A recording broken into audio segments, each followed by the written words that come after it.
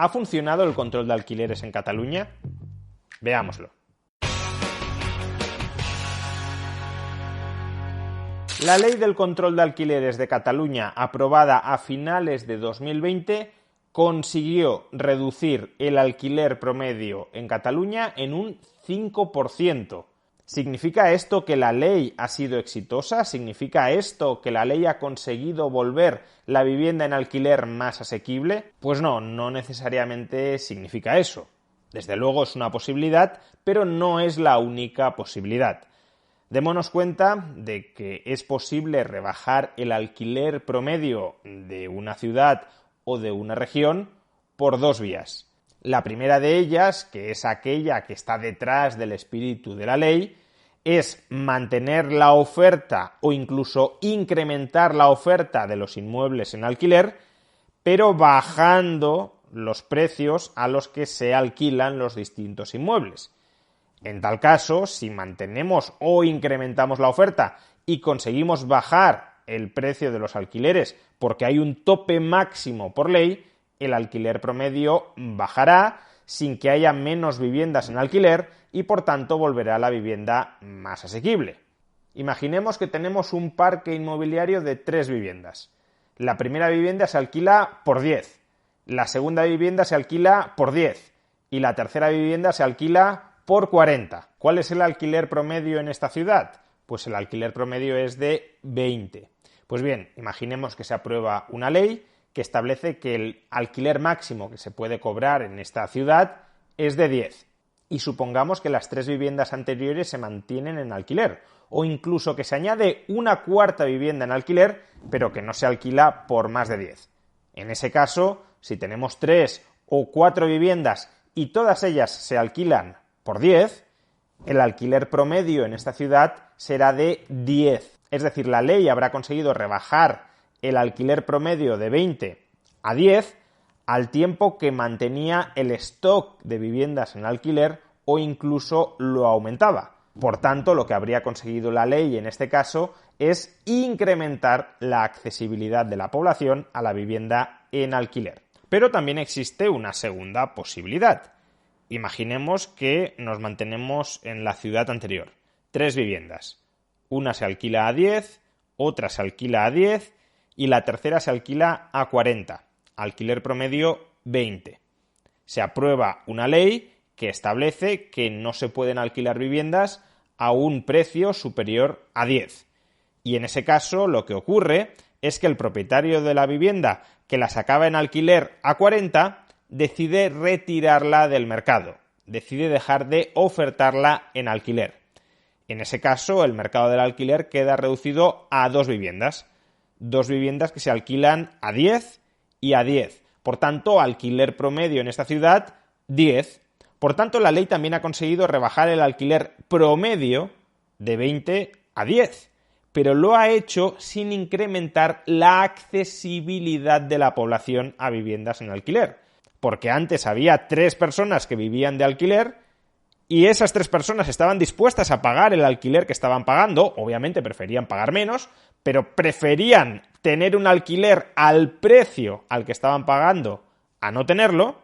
Había 3 personas, una alquilando a 10, otra alquilando a 10 y otra alquilando a 40. Y después de la aprobación de esta ley, con lo que nos encontramos es con que solo hay 2 personas que están alquilando, una a 10 y otra a 10, pero la que alquilaba a 40, que insisto, prefería alquilar a 40 a no alquilar, obviamente también prefería alquilar a 30 que a 40, o a 20 que a 30, o a 10 que a 20, o a 5 que a 10, pero entre no alquilar o alquilar a 40, prefería alquilar a 40, pues a esta persona se la ha echado a la calle. O si su contrato ha expirado, otra persona que podría haber entrado en su lugar a ese piso de alquiler, pues ya no entra en su lugar porque el piso deja de estar en alquiler. Se ha rebajado el alquiler promedio, pero a costa de reducir la oferta de vivienda. Todas aquellas viviendas que se pretendían alquilar a un precio superior al que marca la ley, simplemente dejan de estar en el mercado. Y entonces, claro que cae el precio del alquiler promedio, pero destruyendo el mercado del alquiler. Por tanto, como vemos, una ley que establezca un precio del alquiler máximo puede tener uno de estos dos efectos. Por un lado, o rebajar el alquiler promedio, manteniendo o incluso incrementando la oferta de viviendas en alquiler, o por otro, rebajar, sí, el alquiler promedio, pero a costa de reducir el número de viviendas en alquiler y, por tanto, volviendo más inaccesible la vivienda para todas esas personas que habrían alquilado y que no pueden ya alquilar. Y en el mundo real, ¿cuál cabe esperar que sea el efecto, la consecuencia de una ley de control de alquileres? Bueno, depende cuál sea la estructura de mercado.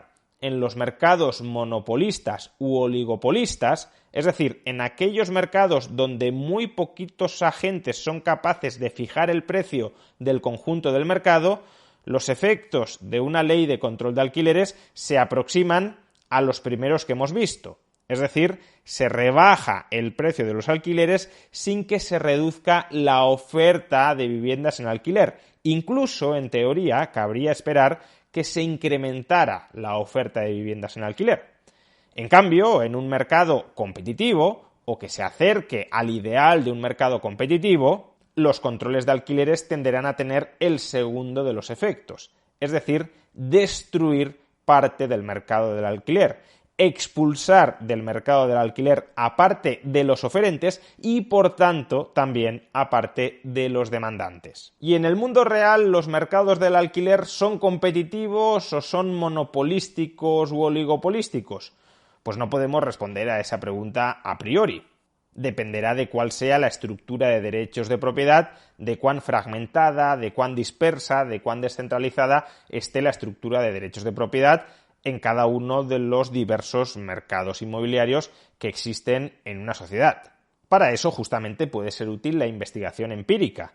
¿El mercado de la vivienda de Madrid o el mercado de la vivienda de Barcelona en el año 2023 es un mercado que se aproxima al ideal competitivo o es un mercado que se acerca más bien al mercado del alquiler monopolístico u oligopolístico? A través de la investigación empírica podemos contestar a estas cuestiones y según que contestemos, cabrá anticipar unas consecuencias u otras de un control del precio de los alquileres. Y los resultados de una de estas investigaciones empíricas acaban de ser publicados por el Centro de Política Económica de ESADE. Más en particular, los economistas José García Montalvo, Joan Monràs y Josep María Raya han estimado cuáles fueron los efectos de la ley catalana del control de alquileres que se aprobó a finales del año 2020. Cuáles fueron los efectos sobre el mercado del alquiler. Y la conclusión a la que llegan es que, efectivamente, esta ley consiguió rebajar el alquiler promedio en Cataluña en un 5%. Pero ya sabemos que la rebaja del alquiler promedio se puede conseguir o por buenos medios o por malos medios. Si se mantiene o se incrementa la oferta de viviendas en alquiler, será a través de buenos medios, al menos desde un punto de vista utilitarista, y si, en cambio, se consigue a través de la reducción del número de viviendas en alquiler, expulsando del mercado a oferentes de vivienda y, por tanto, a demandantes de vivienda, será a través de malos medios. ¿Cómo lo consiguió la ley catalana? Pues como nos podemos imaginar, a través de malos medios. Este informe de ESADE también estima que las viviendas en alquiler, como consecuencia del control de alquileres establecido por la ley, ha caído un 10%. Y esa reducción es especialmente intensa, por cierto, en las zonas con un alquiler más tensionado. En estas zonas la reducción de la oferta de alquiler llega a superar el 35%.